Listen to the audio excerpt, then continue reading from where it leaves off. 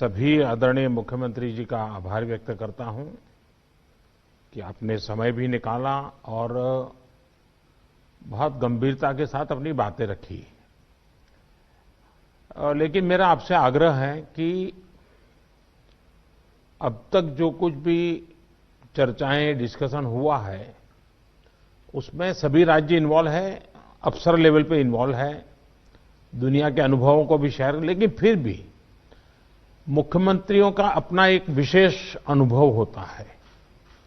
Public life में काम करने वाले लोगों की एक विशेष दृष्टि होती है, क्योंकि इन चीजों को अगर आपके सुझाव मिलेंगे तो मेरा आग्रह है कि आप लिखित में अगर हो सके उतना जल्दी, क्योंकि आज भी कुछ अच्छे मुद्दे उठाए सबने कि ये हो, ये हो, ये हो, इससे भी ज्यादा होंगे।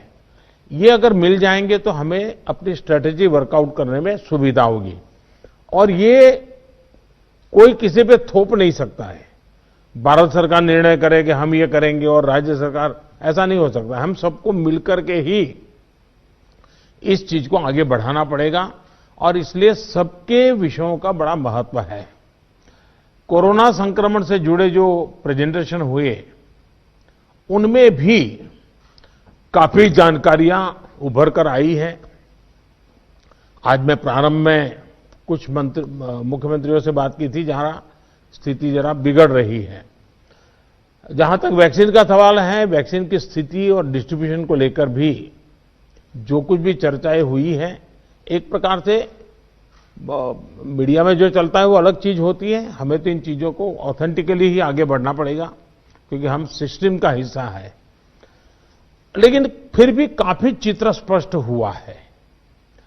एक समय था जब हम सभी के सामने चुनौती एक अनजान ताकत से लड़ने की थी, लेकिन देश के संगठित प्रयासों ने इस चुनौती से मुकाबला किया, नुकसान को कम से कम रखा। आज रिकवरी रेट और फर्टिलिटी रेट दोनों ही मामलों में भारत दुनिया के अधिकतर देशों से बहुत संभली हुई स्थिति में है। हम सभी के अथक प्रयासों से देश में टेस्टिंग से लेकर ट्रीटमेंट का एक बहुत बड़ा नेटवर्क आज काम कर रहा है। इस नेटवर्क का लगातार विस्तार भी किया जा रहा है। पीएम केयर्स के माध्यम से ऑक्सीजन और वेंटिलेटर्स उपलब्ध कराने पर भी विशेष जोर है।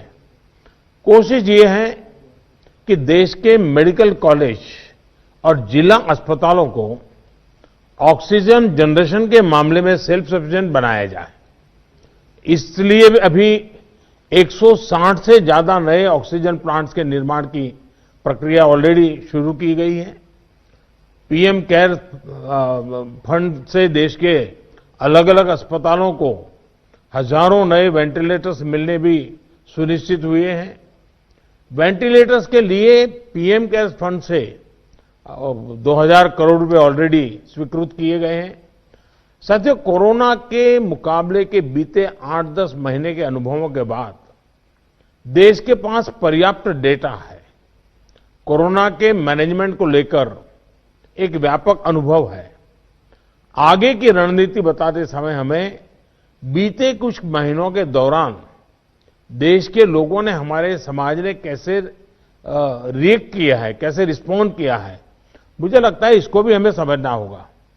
देखिए, कोरोना के दौरान भारत के लोगों का व्यवहार भी एक तरह से अलग अलग चरणों में रहा है और अलग अलग जगह पे अलग अलग रहा है। जैसे हम मोटा मोटा देखें तो पहला चरण था, बड़ा डर था, खौफ था, किसी को ये समझ नहीं आ रहा था कि उसके साथ क्या हो जाएगा, और पूरी दुनिया का हाल था। हर कोई पैंडेमिक में था, पैंडेमिक के कारण पैनिक में था और उसी हिसाब से हर कोई रिएक्ट कर रहा था। हमने देखा प्रारंभ में आत्महत्या तक की घटनाएं घटी थी। पता चला कोरोना हुआ तो आत्महत्या कर दी। इसके बाद धीरे धीरे दूसरा चरण आया। दूसरे चरण में लोगों के मन में भय के साथ साथ दूसरों के लिए संदेह भी जुड़ गया। उनको लगा कि भाई इसको कोरोना हो गया, मतलब कुछ गंभीर मामला है, दूर भागो। एक प्रकार से घर में से भी नफरत का माहौल बन गया और बीमारी की वजह से समाज में कटने का डर लोगों को लगने लगा। इस कारण कोरोना के बाद कई लोग संक्रमण को छिपाने लगे। उनको लगा कि ये तो बताना नहीं चाहिए, कुछ समाज में मैं कट जाऊंगा। अब उसमें से भी हम धीरे धीरे समझे लोग बाहर आए, तीसरा चरण शुरू हुआ और तीसरे चरण में लोग काफी हद तक संभलने लगे। अब संक्रमण को स्वीकारने के लगे और अनाउंस भी करने लगे, भाई मुझे तकलीफ है, मैं आइसोलेट कर रहा हूं, मैं क्वारंटाइन कर रहा हूं, आप भी करिए। जो एक प्रकार से लोग भी अपने आप से लोगों को समझाने लगे। लेकिन आपने भी देखा होगा कि लोगों में अधिक गंभीरता भी आने लगी और हमने देखा कि लोग अलर्ट भी होने लगे। और इस तीसरे चरण के बाद हम चौथे चरण में पहुंचे। जब कोरोना से रिकवरी का रेट बढ़ा तो लोगों को लगता है कि ये वायरस नुकसान नहीं कर रहा है, ये कमजोर हो गया है।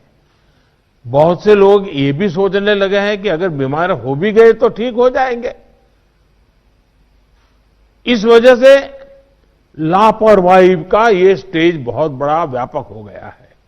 और इसलिए मैंने हमारे त्योहारों की शुरुआत में ही स्पेशली राष्ट्र के नाम संदेश देकर के सबको हाथ जोड़ करके प्रार्थना की थी कि भाई ढिलाई मत बरतिए, क्योंकि कोई वैक्सीन नहीं है, दवाई नहीं है, हमारे पास एक ही रास्ता बचा है, हम हर एक को कैसे अपने अपने आप बचाएं। और हमारी जो गलतियां हुई वही एक खतरा बन गया, थोड़ा ढिलाई आ गई। इस चौथे चरण में लोगों को कोरोना की गंभीरता के प्रति हमें फिर से जागरूक करना ही होगा। हम एकदम से वैक्सीन पर शिफ्ट तो जिसका काम करना है करेंगे, हमें तो कोरोना पर ही फोकस करना है। हमें किसी भी हालत में ढिलाई नहीं बरतने देनी है। हां, शुरू में कुछ बंधन इसलिए लगाने पड़े ताकि व्यवस्थाएं भी विकसित करनी थी, लोगों को थोड़ा एजुकेट भी करना था। अब हमारे पास टीम तैयार है, लोग भी तैयार हैं। थोड़ा आग्रह रखेंगे तो चीजें संभल सकती हैं। तो जो जो चीज हम तैयार करें उसको जरा इंप्लीमेंट करें और हमें आगे अब कोई बढ़े नहीं, इसकी चिंता जरूर करनी होगी, कोई नई गड़बड़ न हो। आपदा के गहरे समंदर से हम निकले हैं, ये हम मान के चले। इतना बड़ा देश, दुनिया मानती थी कि भारत तो नहीं संभल पाएगा। आपदा के गहरे समंदर से हम निकलकर हम किनारे की तरफ बढ़ रहे हैं। हम सभी के साथ वो पुरानी जो एक शेर शायरी चलती है, ऐसा न हो जाए कि हमारी किश्ती भी वहां डूबी जहां पानी कम था। ये स्थिति हमें नहीं आने देनी है। साथियों, आज हम दुनिया भर में देख रहे हैं कि जिन देशों में कोरोना कम हो रहा था, आपको पूरा चार्ट बताया कैसे तेजी से संक्रमण फैल रहा है। हमारे यहां भी कुछ राज्यों में ये ट्रेंड चिंताजनक है ही है। इसलिए हम सभी को, शासन प्रशासन को पहले से भी अधिक जागरूक, अधिक सतर्क रहने की जरूरत है। हमें ट्रांसमिशन को कम करने के लिए अपने प्रयासों को जरा और गति देनी होगी। टेस्टिंग हो, कंफर्मेशन, कॉन्टैक्ट ट्रेसिंग, डेटा, इन सारी जुड़ी किसी भी तरह की कमी को हमें सर्वोच्च प्राथमिकता देते हुए उसको ठीक करना होगा। पॉजिटिविटी रेट को 5% के दायरे में लाना ही होगा। और मैं मानता हूं छोटी छोटी इकाइयों पर कहिए कि भाई एक क्यों बढ़ा, आधा क्यों बढ़ा, 2 क्यों बढ़ा। हम राज्य के स्केल पर चर्चा करने के बजाय अब जितनी लोकलाइज चर्चा करेंगे शायद हम एड्रेस जल्दी कर पाएंगे। दूसरा, हम सबने अनुभव किया है कि आरटी-पीसीआर टेस्ट का अनुपात बढ़ना चाहिए। जो घरों में आइसोलेटेड मरीज हैं उनकी मॉनिटरिंग ज्यादा बेहतर तरीके से करनी होगी। आप भी जानते हैं कि अगर वहां थोड़ी भी ढिलाई रही तो मरीज बहुत गंभीर स्थिति में अस्पताल आता है, फिर हम बचा नहीं पाते हैं। जो गांव है, कम्युनिटी के स्तर पर हेल्थ सेंटर हैं, उनको भी हमें ज्यादा इक्विप करना ही होगा। गांव के आसपास भी इंफ्रास्ट्रक्चर ठीक रहे, ऑक्सीजन की सप्लाई पर्याप्त रहे, ये हमें देखना होगा। हम लोगों का लक्ष्य होना चाहिए कि फैटेलिटी रेट को 1% से भी नीचे लाए। और वो भी मैंने जैसे कहा, छोटे छोटे इलाके में देखा जाए एक मृत्यु हुई क्यों हुई, जितना इतना फोकस करेंगे तब स्थिति को संभाल पाएंगे। और सबसे बड़ी बात, जागरूकता अभियानों में कोई कमी ना आए। कोरोना से बचाव के लिए जो जरूरी मैसेजिंग है, इसके लिए समाज को जोड़े रखना होगा। जैसे कुछ समय पहले हर संगठन हर प्रभावी व्यक्ति को हमने एंगेज किया था, उन्हें फिर एक्टिव करना होगा। साथियों, आप भली भांति परिचित हैं कि कोरोना की वैक्सीन को लेकर इंटरनेशनली और नेशनली किस तरह की खबरें आ रही हैं। आज दुनिया में भी और देश में भी, जैसा अभी आपको प्रेजेंटेशन में पूरा डिटेल बताया गया, करीब करीब आखिरी दौर पर वैक्सीन के रिसर्च में काम पहुंचा है। भारत सरकार हर डेवलपमेंट पर बारीकी से नजर रखे हुए हैं, हम सबके संपर्क में भी हैं। और अभी ये तय नहीं है कि वैक्सीन की 1 डोज होगी, 2 डोज होगी या 3 डोज होगी। ये भी तय नहीं है कि इसकी कीमत कितनी होगी, उसकी कीमत कितनी होगी, ये कैसे होगी। यानी अभी भी इन सारी चीजों के सवालों के जवाब हमारे पास नहीं है, क्योंकि जो इसके बनाने वाले हैं, दुनिया में जिस प्रकार की कॉर्पोरेट वर्ल्ड भी है, उनका भी एक कंपटीशन है। दुनिया के देशों के भी अपने अपने डिप्लोमेटिक इंटरेस्ट होते हैं। WHO से भी हमें इंतजार करना पड़ता है। तो हमें ये इन चीजों को वैश्विक संदर्भ में ही आगे बढ़ना पड़ेगा।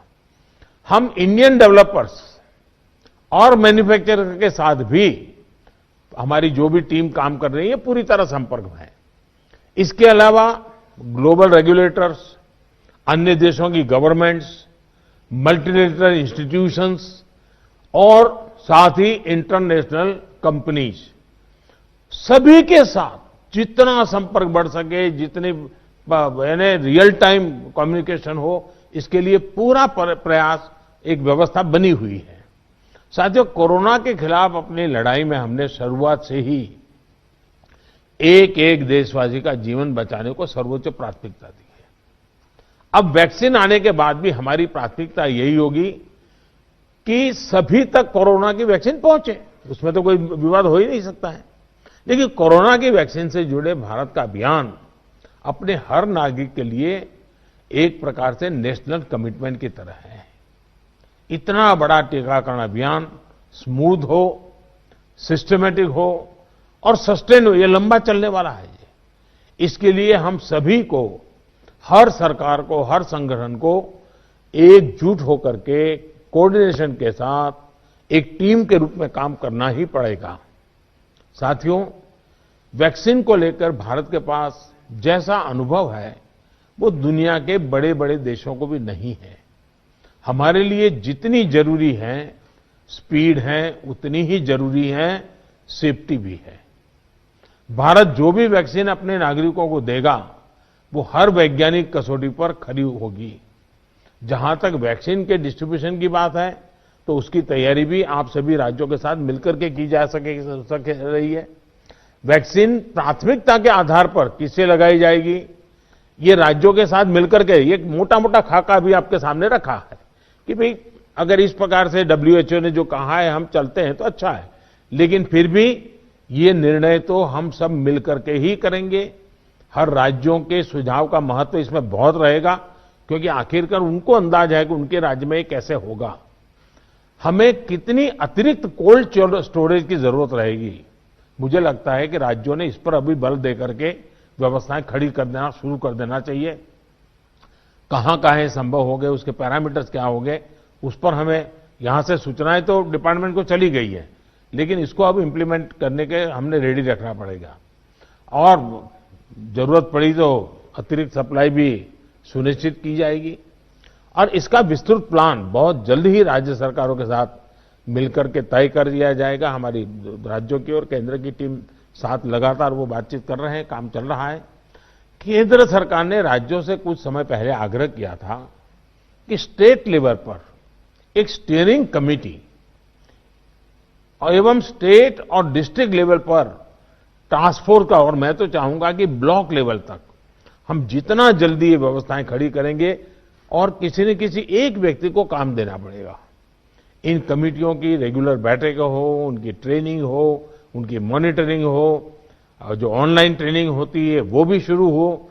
हमें हमारा रोजमर्रा के काम के साथ कोरोना से लड़ते लड़ते भी इस एक व्यवस्था को भी विकसित तुरंत करना पड़ेगा, ये मेरा आग्रह रहेगा। जो कुछ सवाल आपने कहे हैं, कौन सी वैक्सीन कितनी कीमत में आएगी, ये भी तय नहीं है। मूल भारतीय वैक्सीन अभी दो मैदान में आगे हैं, लेकिन बाहर के साथ मिलकर के हमारे लोग काम कर रहे हैं। दुनिया में जो वैक्सीन बन रही हैं, वे भी मैन्युफैक्चरिंग के लिए भारत को के लोगों के साथ ही बात कर रहे हैं, कंपनियों के साथ। लेकिन इन सारे विषयों में हम जानते हैं कि 20 साल से मान लीजिए कोई दवाई पॉपुलर हुई है, 20 साल से लाखों लोग उसका उपयोग कर रहे हैं, लेकिन कुछ लोगों को उसका रिएक्शन आता है, आज भी आता है, 20 साल के बाद भी आता है। तो ऐसा इसमें भी संभव है। निर्णय वैज्ञानिक तराजू पर ही तोला जाना चाहिए। निर्णय उसकी जो अथॉरिटीज हैं, उन अथॉरिटीज के सर्टिफाइड व्यवस्था से ही होनी चाहिए। हम लोग समाज जीवन की चिंता करते हैं, लेकिन हम सब जानते हैं कि हम कोई वैज्ञानिक नहीं है, हम इसकी एक्सपर्टाइज हमारी नहीं है। तो हमें दुनिया में से जो व्यवस्था के तहत जो चीजें आती हैं, आखिरकार उसी को ही स्वीकार करना पड़ेगा और उसको स्वीकार करके हम आगे चलेंगे। लेकिन मैं आपसे आग्रह करूंगा कि आप के मन में जो योजना हो, खास करके वैक्सीन के संबंध में, किस प्रकार से आप डिलीवरी नीचे तक ले जाएंगे, आप जितना जल्दी बहुत डिटेल प्लान करके लिख करके भेजेंगे तो निर्णय करने में सुविधा होगी। और आपके विचारों का ताकत इसमें बहुत है। राज्यों का अनुभव बहुत अहमियत रखता है, क्योंकि वहीं से ये चीज आगे बढ़ने वाली है। और इसलिए मैं चाहूंगा कि आपका बहुत ही एक प्रकार से प्रोएक्टिव पार्टिसिपेशन इसमें बने, यही मेरी अपेक्षा है। लेकिन मैंने पहले ही कहा, वैक्सीन अपनी जगह पे है, वो काम होना है, करेंगे, लेकिन कोरोना की लड़ाई जरा भी ढीली नहीं पड़नी चाहिए, थोड़ा सा भी ढिलास नहीं आनी चाहिए। यही मेरी आप सबसे रिक्वेस्ट है। आज मेरी तमिलनाडु और पुडुचेरी के मुख्यमंत्रियों से बात करने का मुझे अवसर मिला। आंध्र से मैं फोन नहीं कर पाया था सुबह। एक साइक्लोन हमारे पूर्वी तट पे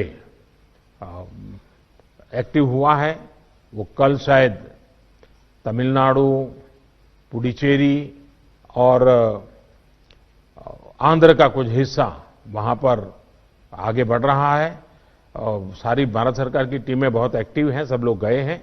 मैंने आज 2 आदरणीय मुख्यमंत्री जी से बात की थी, आंध्र के मुख्यमंत्री जी से अभी इसके बाद बात करूंगा। लेकिन सबके लिए पूरी तरह भारत सरकार और राज्य सरकारें मिल करके, और पहला काम खाली करवाना, लोगों को बचाना, इस पर हमारा जोर रहे। फिर एक बार मैं आप सबका बहुत आभारी हूं, आप सबने समय निकाला। लेकिन मैं आग्रह करूंगा कि आप जल्दी से मुझे कुछ न कुछ जानकारियां भेजिए। धन्यवाद।